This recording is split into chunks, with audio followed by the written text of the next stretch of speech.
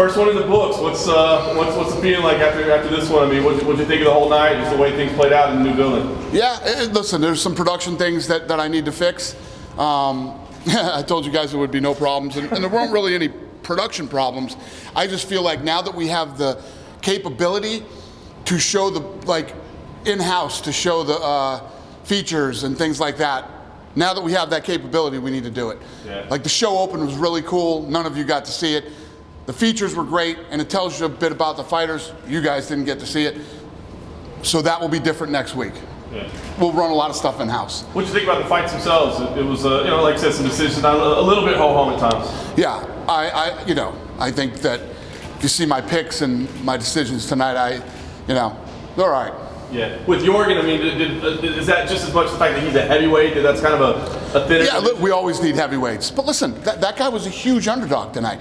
And the guy he fought is like ranked number 8 in the United States as a Greco-Roman wrestler.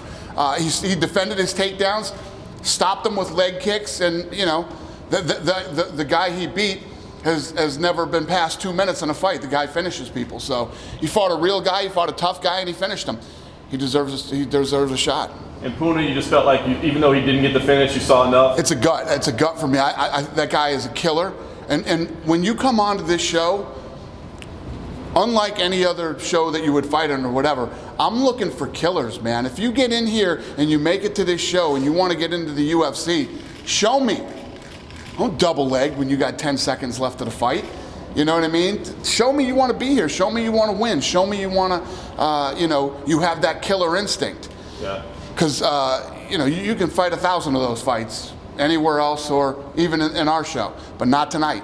With Locknane, I mean, that's who you're referring to that went for the double leg. I mean, was it just that? Because it was a good fight. Great fight.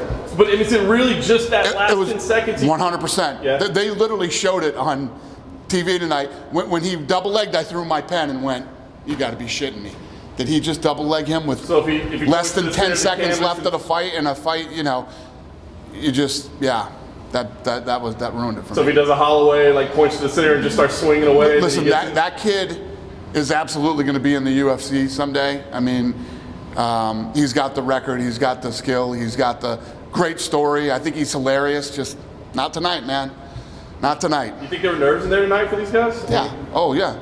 But you got to be able to. More so. Yeah, and I think tonight was Puna's biggest stage he's ever been on.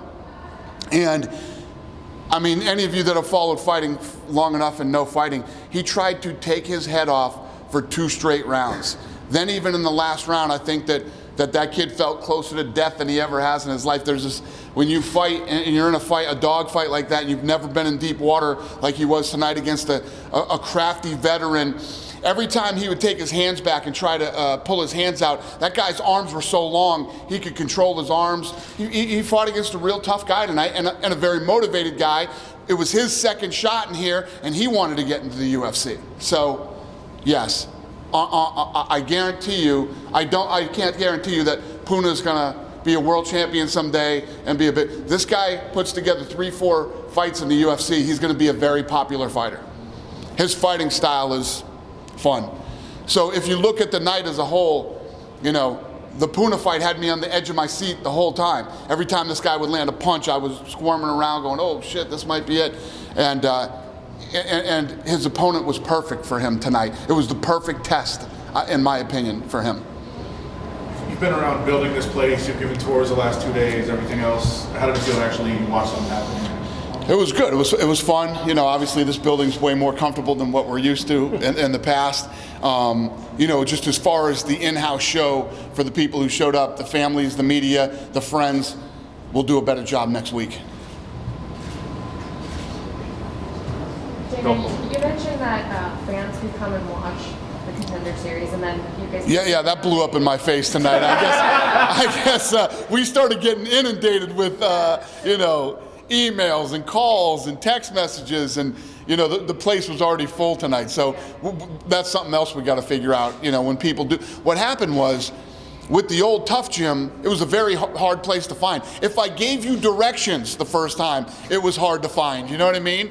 But people would stumble upon it sometimes, and I'd let people come in and watch. So There's probably 300,000 cars a day that go by here.